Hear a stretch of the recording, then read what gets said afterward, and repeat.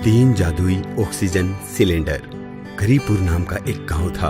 उस गांव के लोग बहुत भोले थे और सब मिलकर खुशी खुशी गुजारा करते थे।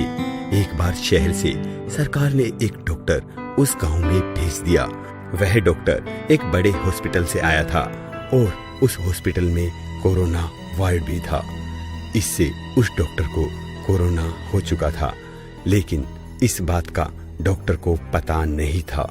जब तक उसे पता लगा तो गांव के बहुत से लोगों को कोरोना हो गया और गांव में बीमारी फैल गई। हर घर में एक मरीज था। गांव में बीमारी बुरी तरीके से फैल चुकी थी। डॉक्टर बहुत दुखी हुआ। हे भगवान, अब मैं क्या करूं? शहर भी बहुत दूर है और बीमारी इस गांव में तेजी से फैल रही है। ये सब बीमारी मेरे कारण हुई है। हे भगवान, मुझे माफ कर दे। उसने शहर में फोन लगाया। हेलो सर, मैं गांव से बात कर रहा हूं। मेरी वजह से इस गांव में कोरोना फैल गया है और मुझे ऑक्सीजन सिलेंडर की भी जरूरत है। कैसे भी करके इस गांव में ऑक्सीजन सिलेंडर पहुंचाए जाएं, नहीं तो यहाँ के काफी गरीब लोग मारे जाएंगे। अरे तुम तो जानते ही हो आजकल क्या समस्या हो गई है। हम कहां से पहुंचाएं सिलेंडर? शहर में भी बुरी हालत हो रखी है। चारों तरफ कोरोना फैला हुआ है। यहाँ पर खुद ही सिलेंडर की किल्लत है। तुम अपने सिलेंडरों का खुद इंतजाम करो। हे भगवान, अब तो बड़े डॉक्टरों ने शहर से भी हाथ उठा दिए। अब मैं क्या करूँगा? डॉक्टर अशोक ने अपने कंपाउंडर को बुलाया। वह उसी गांव का था। अरे सुनील, गांव में ये बीमारी बहुत तेजी से फैल चुकी है। सिलेंडर का शहर से भी कोई इंतजाम नहीं हो रहा है। अब तुम ही बताओ, हम क्या करें? अरे सर जी, यहाँ एक पुरानी फैक्ट्री है जो काफी दिनों से बंद पड़ी है। यदि उससे हम सिलेंडर ले आए तो?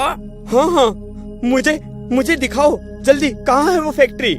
डॉक्टर अशोक और उसका कंपाउंडर उस फैक्ट्री में जाते हैं और वहाँ से 3 सिलेंडर उठाकर ले आते हैं। वो तीनों सिलेंडर उन्हें खाली मिलते हैं। अरे सुनील, ये तो खाली हैं। अब इन खाली सिलेंडरों का हम क्या करेंगे? सर, मुझे नहीं पता था। मुझे तो बस सिलेंडर का पता था, वो आपको मैंने बता दिया। डॉक्टर अशोक एक सिलेंडर को गुस्से में लात मारता है। तभी उसके अंदर से आवाज आती है। ये क्या? मेरी क्या गलती है जो मुझे लात मार रहे हो? आवाज, सिलेंडर बात कर रहा है। आवाज सुनकर तीनों लोग चौंक जाते हैं और फिर चारों ओर देखते हैं कि आवाज कहाँ से आई है।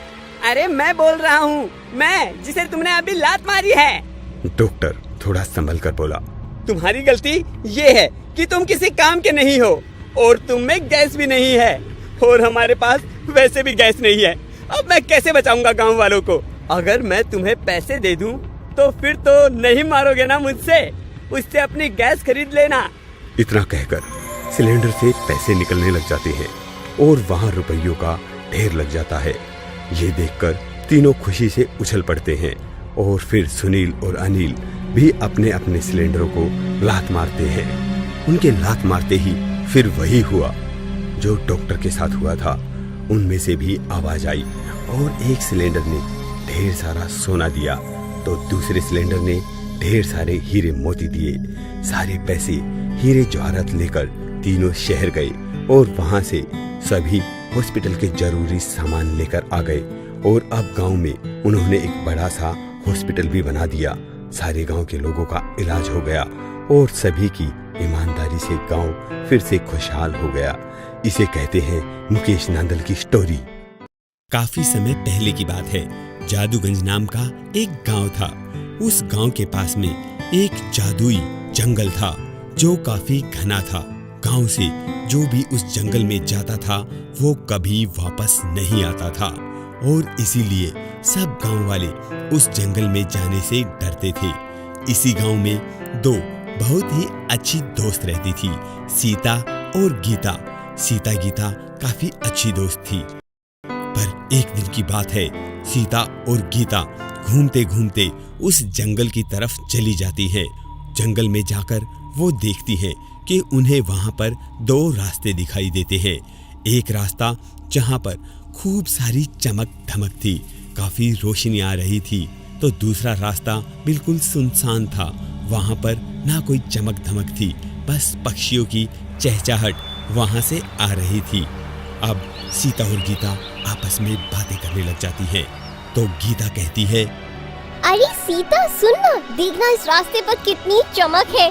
देख ये रास्ता कितना अच्छा होगा, यहाँ से जाने में बहुत मजा आएगा। चल ना हम इस रास्ते से चलते हैं। नहीं बहन, हमें ऐसे रास्तों से कभी नहीं जाना चाहिए जहाँ पर ज्यादा चमक धमक हो। हमें एक बार सोच लेना चाहिए। सीता और गीता इस बारे में बातें कर ही रही थी, तभी वहाँ पर एक परी आ जाती है। तो तुम दोनों ये सोच रही हो कि आखिर तुम्हें किस रास्ते पर जाना चाहिए। तो मैं तुम्हें बता देती हूँ, जहाँ से ये चमक आ रही है ये रास्ता बुराई का रास्ता है। इस रास्ते पर तुम्हें एक चुड़ैल मिलेगी। उस चुड़ैल के पास खूब सारी धन दौलत है। अगर तुम्हें धन दौलत चाहिए तो तुम्हें इस बुराई के रास्ते पर जाना चाहिए। और दूसरी तरफ तुम जो ये देख रहे हो, जहाँ से पक्षियों की चहचहाहट आ रही है, ये रास्ता अच्छाई का रास्ता है। इस रास्ते पर तुम्हें सुकून मिलेगा और आगे जाकर तुम्हें एक बुढ़िया मिलेगी जो तुम्हें खूब सारा ज्ञान देगी। अब इस बारे में तुम्हें सोचना है कि तुम्हें किस रास्ते पर जाना चाहिए। ऐसा कहकर परी वहाँ से गायब हो जाती है। तभी गीता कहती है, बहन इस पैसे से बढ़कर इस दुनिया में और कुछ भी नहीं है। मैं तो इसी रास्ते से जाऊंगी। वैसे भी चुड़ैल हुई तो क्या फर्क पड़ता है, पैसे तो मुझे मिल ही जाएंगे। वैसे भी मैं अच्छे और बुरे पैसे में कोई फर्क नहीं समझती। मुझे तो बस पैसा चाहिए, पैसा। मैं तो इस बुरे वाले रास्ते पर ही जाऊंगी। वहीं दूसरी तरफ सीता ने कहा, नहीं बहन, मुझे तो ज्ञान चाहिए, मुझे तो सुकून चाहिए। मैं तो इस अच्छाई के रास्ते पे ही जाऊंगी। ऐसा कहते हुए दोनों सहेलियां अपने अपने रास्ते पर निकल लेती हैं। सीता जैसे ही अच्छाई के रास्ते पर जाती है, उसे आगे जाकर एक बीमार सी बुढ़िया मिलती है। अम्मा आप बीमार हो? हाँ बेटा, मुझे पानी की जरूरत है। क्या तुम मुझे एक गिलास पानी पिला दोगी? हाँ अम्मा, क्यों नहीं, जरूर मैं तुम्हें पानी पिला देती हूँ। ऐसा कहते हुए सीता ने उस अम्मा को पानी पिलाया और उसके घर का सारा काम किया। तो दूसरी तरफ गीता बुराई के रास्ते पर निकल ली। बुराई के रास्ते पर जाकर गीता ने देखा कि सामने एक चुड़ैल खड़ी है। उस चुड़ैल के पास दोनों हाथ नहीं थे। वो दिखने में काफी डरावनी दिखती थी। उसकी आंखें भी बिल्कुल पत्थर जैसी थी। पर गीता ने देखा कि चुड़ैल के पास खूब सारा धन दौलत है। चारों तरफ सोने की चीजें पड़ी हुई हैं। गीता उन्हें देखकर हैरान रह गई। तुम इस बुराई के रास्ते पर आई हो, ये सारी चीजें तुम्हारी हैं, तुम इन्हें ले सकती हो। पर इन्हें लेने से पहले तुम्हें इस एग्रीमेंट पर साइन करने होंगे। एग्रीमेंट? एग्रीमेंट कैसा? अच्छा ठीक है, ऐसा करो आप मुझसे किसी भी एग्रीमेंट पे साइन करा लो। बस आप मुझे पैसा तो दोगे ना? मुझे तो बस पैसा चाहिए, पैसा।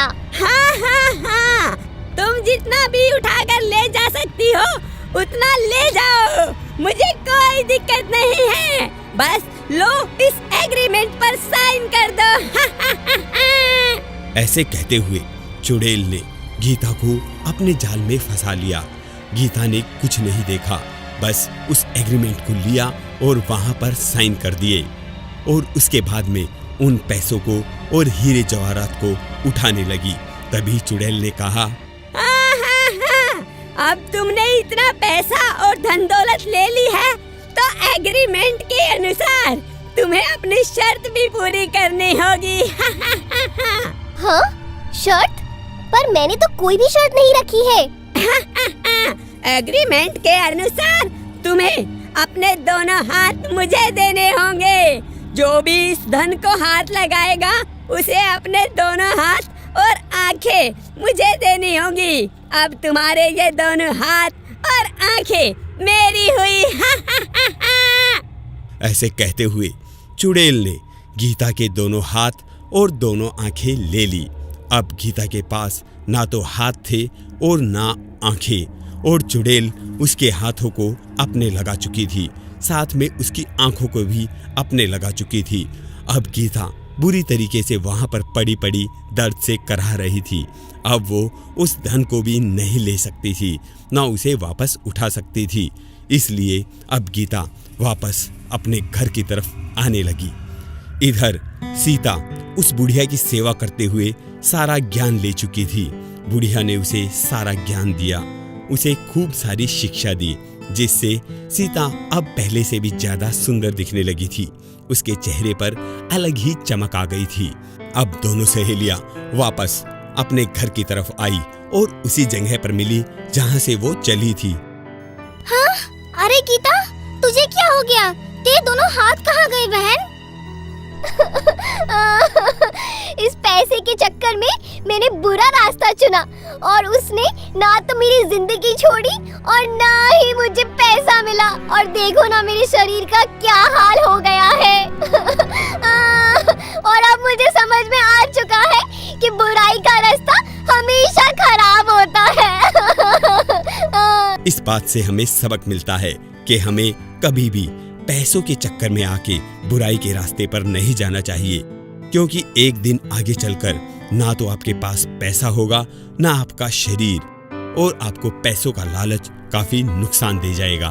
तो कैसी लगी आपको हमारी कहानी? अगर आपको हमारी कहानी थोड़ी सी भी अच्छी लगी हो तो इसे अभी लाइक कीजिए, अपने सभी संबंधियों के साथ शेयर कीजिए, और हाँ, हमारे इस चैनल को सब्सक्राइब करना ना भूलें।